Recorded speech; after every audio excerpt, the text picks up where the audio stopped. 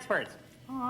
A lot of my roof shingles are cracking and curling up, and I'm having trouble keeping the paint on the inside and outside walls. Not that my wife liked the color anyway. Can you tell me what to do? Well, sounds like you've got water leaking in through the shingles in your roof. I'll say so. You know, if this guy's from Alberta like it sounded, he probably heats his house with oil. So what I recommend is you take a piece of rope and you put one end of the rope in the oil tank and you thread the other end of the rope out through the basement window. What's the rope for? That's your wick. See, them 250-gallon tanks of oil are the cheapest dynamite you're going to find. Come on! You're gonna blow the guy's house up just because his roof leaks? Oh, it's got to be done, Harold. It's got to be done. Once you get water in the walls, you get mold, you get fungus. Somebody with a wooden leg comes over to visit, catches up a case of dry rot. You're looking at a lawsuit. Yeah, Harold, and he already said his wife doesn't like the color of the house. Once you're into that stuff, it's easier just to flatten the place. Yeah, it's like I always said, it's cheaper to build a new home than it is to fix the old place. And that's the great thing about the crappy way they build houses these days. Just light the wick and KaBoom! Welcome to the expert portion of the show. This week, claiming to be an expert with my Uncle Red, is Edgar K.B. Montrose.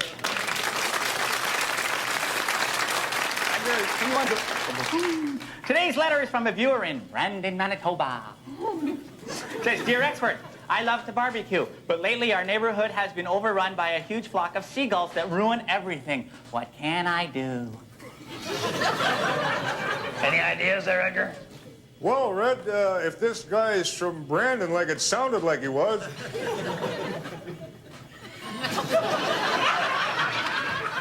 Yes. And if he loves to barbecue, he probably has a spare propane tank sitting by somewhere. So what I recommend is he take the tank and he cover it with bacon fat, roll it in bird seed, and put it in the middle of the lawn. Oh, yeah, to draw out the birds. Yeah, like at our house, well, you know, we got like a bowl of sugar water to draw out the bees, you know? So when we're eating, they don't come near us, or, you know, and scare us and stuff like that. Or, you know, or they land in your nose and you're paralyzed in fear, you know? I remember this one time, right, this bee landed right on my ear, right? And my mom said, don't move, right? So I didn't move, because when mom speaks, you know, that's, right? But it was a queen bee. It was a queen bee, and the queen bee built this huge hive right on my ear. It was huge. I couldn't believe it. I missed the whole week of school. It was great, right? But Dad sprayed it with Raid, and then on the way to the hospital, he collected all the honey. That's not what I meant, Harold. When the birds come by to feed off the can, he takes his rifle, say a .306. Oh, no, hey, you don't shoot the seagulls. No, you shoot the can. And then, KaBoom! No more birds. No more problem. And the concussion will shatter any seagull eggs within 2 miles. Welcome to the expert portion of the show. This week, claiming to be an expert with my Uncle Red, is Mr. Edgar K.B. Montrose.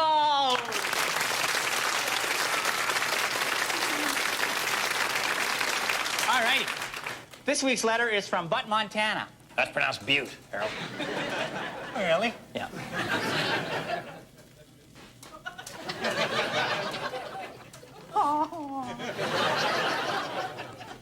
They moved. Now they're living in Butte, Montana.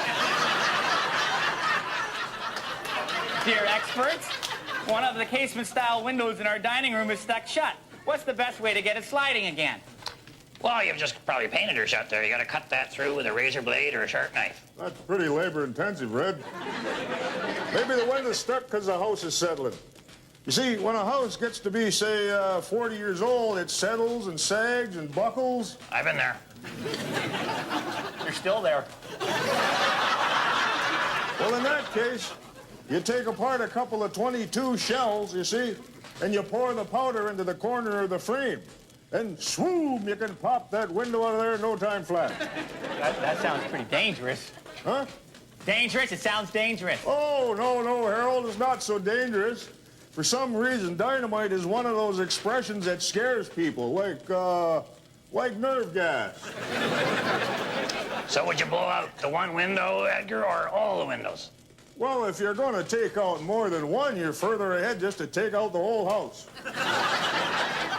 15 charges all the way around the perimeter, a double right in the middle of the cellar floor, and you can make that 3-bedroom bungalow get up and do a jig.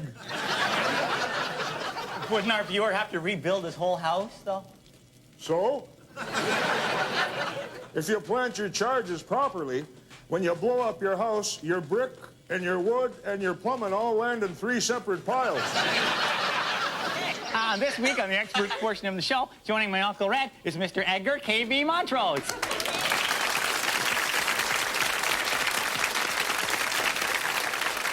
Okay, here goes the letter, and it's from Helen in Helena, Montana. Helen of Helena. And that's cool, right? Because, alrighty, I'll just read. Dear experts, I'm driving a 6-year-old car, which is needing more and more repairs, but I'm sure all the local mechanics are cheating me because I'm a woman. How can I get fair service? Okay, just get your husband to take it into the shop. I'll fix that. Well, now, if this Helena's from Helen, and it sounds like she is, Yeah. you know, that's not solving her problem, Red. Well, what I recommend is something I call 4 on the floor and 1 in the tank. One what in the tank? Stick of dynamite. You put 4 sticks of dynamite on the floor and 1 stick of dynamite in the tank, and KaBoom! No more expensive car repairs. Excuse me, but I think blowing up cars is kind of missing the point. This woman just wants to be treated fairly. All right, just go on into the shop there and tell them that your husband is the government inspector who gives the auto mechanics license and the service stations inspections and all that kind of stuff, and tell him that he's the one that wants the car fixed.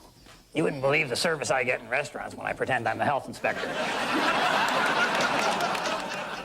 Well, no, you just don't get it, Red. What the woman wants is to be able to walk into any gas station, look the mechanic right square in the eye, explain the problem, and get treated fairly. Exactly. You are so sensitive, Mr. Montrose. No, okay, now, I've got another plan, what I call 4 in the pockets and 1 taped to your head. Now, believe me, nobody gets better service or more respect than a human bomb. Welcome to the expert portion of the show. On this week's expert portion of the show, we have experts. My Uncle Red and his good friend, Edgar Montrose.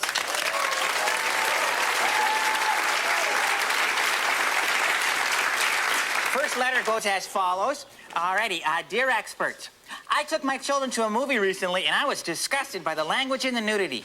And that was just in the car beside us. The movie was far too violent for children or seniors or anyone who hadn't spent time in either prison or the Navy. How can we in Hollywood to clean up its act? Signed, Offended. Well, I agree with this viewer. I'm telling you, my wife Bernice dragged me out to see that Mary Poppins a few years ago. Man, talk about offensive. I thought I was going to get diabetes. They started singing that supercalonarcoleptic extra halitosis. I just about lost my licorice nibs. I'll tell you what's wrong with movies. They give the kids a false sense of reality. Like that movie Speed when the bus blew up. You never get that much flame. They showed it as a big fireball, but a real bus explosion is all smoke and mirrors. I know, I was the mechanic at a bus company for a couple of days. Well, I would like to caution our viewer, there have been some great movies made that are both educational and uplifting. Yeah, in the old days. Like The Bridge Over the River Kwai. Did you see that baby go up at the end? And the train went crashing into the river? Won an Oscar for Best Picture. But that one now, Bridges of Madison County. I waited for one of those bridges to go up, but nothing. And I wasn't the only one disappointed. Everybody in the theater was crying by the end. Movies today just don't deliver. I do have to disagree with you because there have been some great films made. You know, like Forrest Gump, The Piano, Dances with Wolves. I saw that one.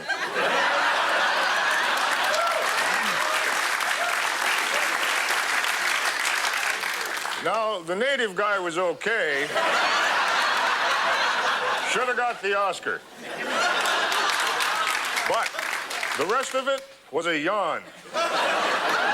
Now, what they needed there is one of those buffalo to get backed up with methane.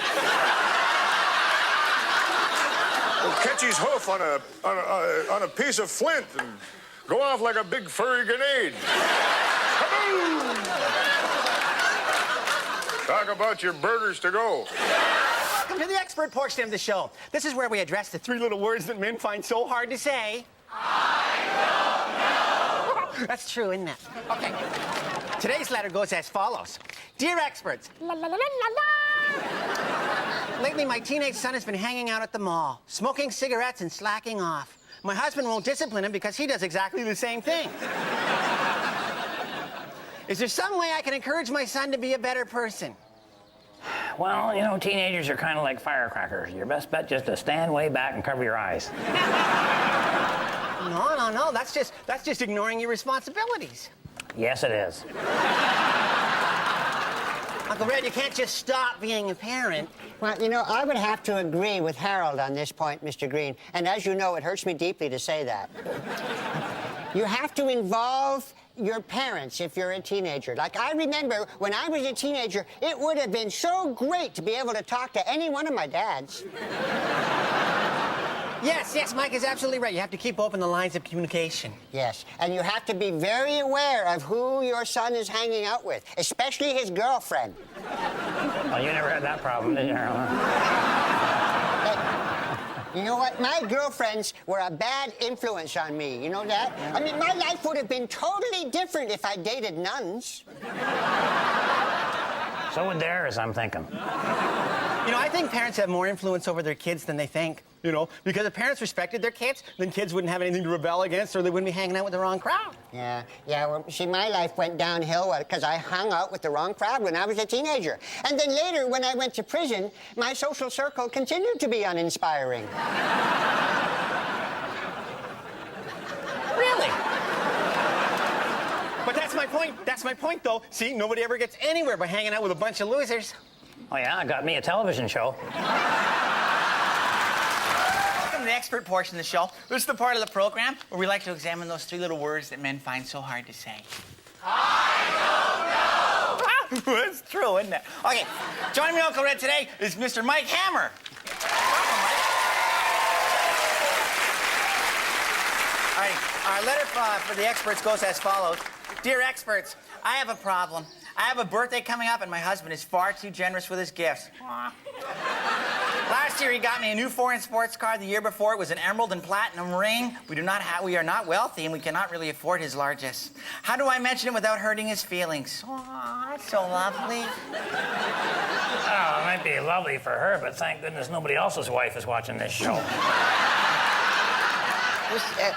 Was that sports car emerald ring lady local address? St. Paul, Minnesota. Oh, that's too far to go. Too far to go to... Well, they just seem like such nice people. Right, yeah, all right. Well, you know, I'll tell you something. It's not just a gift, eh? The gift is not the best way to say you love somebody. You can do that with a real nice card. Yeah, nice try, Uncle Red. You know, Mr. Green, there's a better way to buy gifts, you know. You buy expensive stuff, see? Yeah. And then you fence it and you collect the money.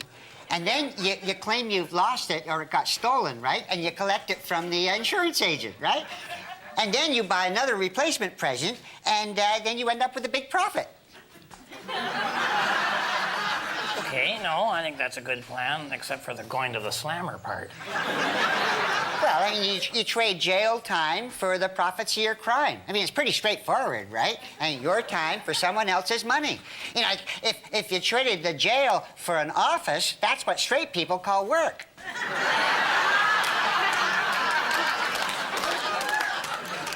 Is it just me, Harold, or is Mike making sense here? No, I just did. I'm just pulling your leg, Mr. Green. You know, a lot of people do that in prison. You know... I wouldn't want anybody to be breaking the law and getting caught and thrown in the slammer. I mean, I feel just terrible about Well, that. I'm really glad to hear you say that. Yeah, so listen, everybody. Don't get caught. Welcome to the expert portion of the show. This is the part of the show where we like to examine those three little words that men find so hard to say. I don't know. Okay, joining me, Uncle Red, in this part of the show is his best friend in the whole wide room, Mr. Mike Hammer.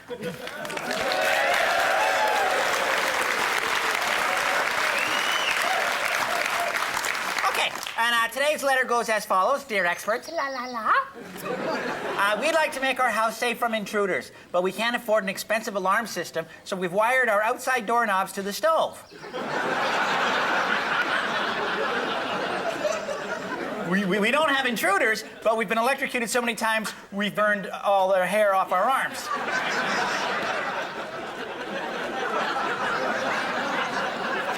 Any suggestions? Yeah, wear oven mitts. I just think it's terrible. We live in a society, you know, where people break into other people's homes. Well, I resent that, Harold. I wasn't anywhere near the place. I was with Flinty McClintock. Mike, Flinty's out of town. Well, see, there you go. I was out of town. We're not accusing you, Mr. Hammer. We're just responding to the viewer's question about home security. All right. Well, you know, I think that alarm systems and like that are really unnecessary because people who are really nice, you know, nice people could get unnecessarily accidentally hurt or something. Nice people like you, Mike? Well, no, not like me, Mr. Green, because I was out of town. Oh, yeah. Right? But I'll tell this viewer something that one of my dads once told me. One of your dads? Which one of your dads? It was my Friday dad. 2 weeks running. He once said, do unto others before someone does it to you. And he says that's in the Bible. Not in the King James Version, maybe the Jesse James version. Well, all I know is that this dad was like a clergyman or something like that because he played drums in a Judas Priest tribute band. And he always used to say, you know, that people should follow the gold card rule. No, I think he meant the golden rule. No, Harold, the gold card rule. If you want to protect your stuff, don't leave home without it. The expert portion of the show, where we examine those three little words that men find so difficult to say. I don't know. You know they? Okay. On this week's expert portion of the show, we have guests, my Uncle Red, Natch, and of course, and his best friend in the whole wide room, Pilot by Sherwood.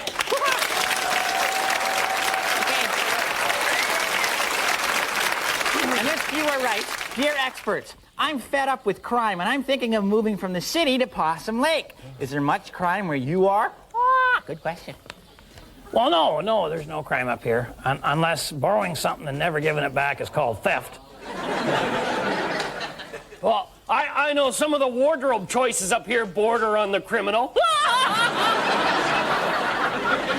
Yeah? Your outfit could get a ticket for littering. Yeah. Well, yours would get one for loitering. Okay, about this lady's question, though. Well, let's just say, ma'am, that there wouldn't be anybody up here who'd be on America's Most Wanted. Yeah, maybe America's Most Wasted. America's Most what? Wanted. America's Most Wanted. Yeah. You don't watch television, Mr. Sherwood? Not since the Mod Squad, man. Well, America Most Wanted, it's like a television show, right? And it shows unsolved crimes from maybe like 5, 10, or even 20 years ago, and they have actors play the criminals, which, you know, isn't that much of a stretch, really. You know, $20 million from cable guy, please. And then they show these pictures of the suspects, right? And they always look like Moose Thompson's driver's license photo. You ever notice that? It looks just like Moose Thompson's driver's license photo. And Robert Stack, he's the host, right? He did the Untouchables and nothing else ever since. But he has this show now, and he says, you know, do you recognize this face? Does this person look similar to you? If so, phone in now. And everybody at home goes, I know that guy, I know that guy. That's my stepfather. That guy sits right beside me at work. And then they phone him and they say, oh, hello, Robert Stack, the guy's here, come and get him. That's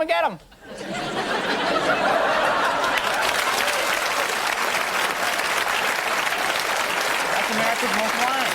You see that? What? What?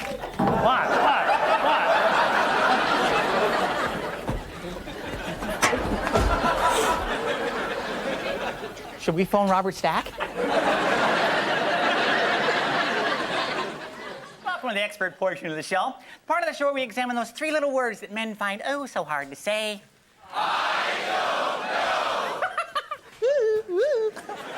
Joining me, Uncle Red, in this portion of the show is his good friend, Mr. Ranger Gord. Welcome, Ranger Gord. Okay, letter reads as follows. Dear experts, I have just been bitten by a snake. I'm not sure if it is a poisonous one, and I am hoping that you experts could tell me. The snake has long yellow stripes and is sharp at one end. Please hurry, as I am in... Is that it? Well, there's more, but it gets all scribbly. Red and Harold, there's no use answering that letter. The venom from that particular breed of snake can drop even a full-grown birch.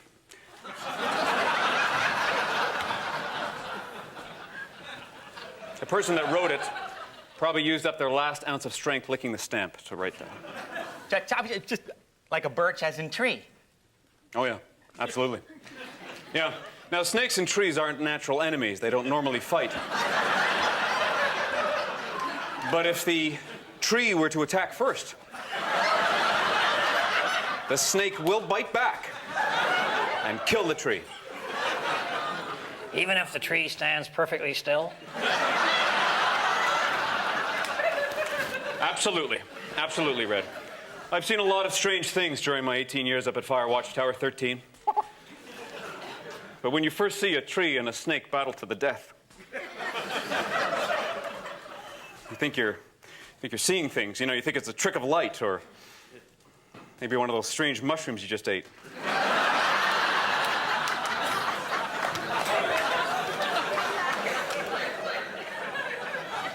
But when it happens every day, day after day, or if a tree were to come after you, you better believe it's real, buddy. I just wish I had a camera when it was happening. Or even a pencil. Or a girlfriend?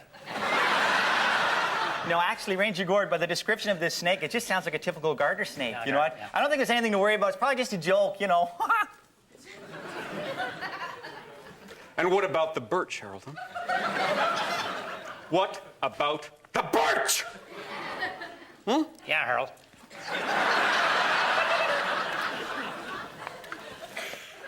Red, Harold, everyone, this is an excellent lesson. Think of a snake as a rope. A rope without legs and not available in hardware stores. A lot of people have died at the end of a rope. A lot of people have died at the end of a snake. Think about it.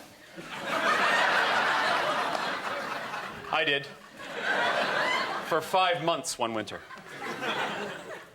Oh, yeah. Remember, folks, snakes are just as afraid of you as we are of Ranger Gord. Oh, yeah.